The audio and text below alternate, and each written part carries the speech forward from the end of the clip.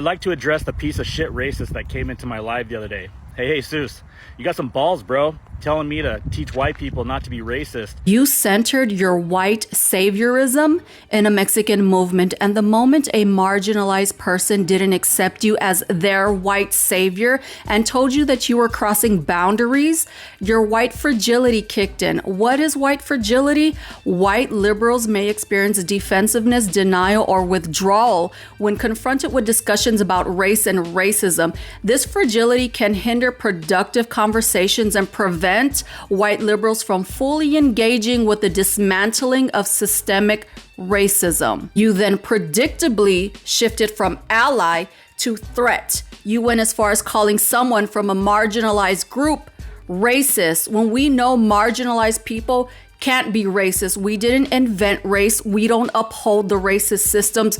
You do, and you benefit from the racist systems. We don't. And you predictably showed your true colors when you had your little tantrum, taking down flags, throwing away shirts. You need better. Granted, when you let them, sometimes you gotta know when to stop it. Just because it's normal doesn't mean it isn't toxic. I know you overlook the issues. Everything inside telling you to walk away. But just because you love them doesn't mean that you should stay. Baby, I'm just being honest. You know this gon' break your heart. But I'd rather tell the truth than let it tear you apart. You give everything to people who neglect you. And announcing that you no longer support the Mexican community because one person hurt your feelings. If your so-called solidarity collapses the second you're held accountable, then you were never in it for the people. You're a performative ally and you only want likes and views. You even had the audacity to tokenize your white family who fled to Mexico to prove how Mexican you are. This is my familia. They lived in Chihuahua, Mexico. They left Utah for religious persecution and went to Mexico for religious freedom, while simultaneously weaponizing your whiteness against Mexican people and publicly abandoning the Mexican people you cosplay and claim to be a part of the second your feelings got hurt. Over the next 3.5 years, go ahead and take up this fight, Jesus. I'm gonna go back to being white and playing golf and making money. Adios.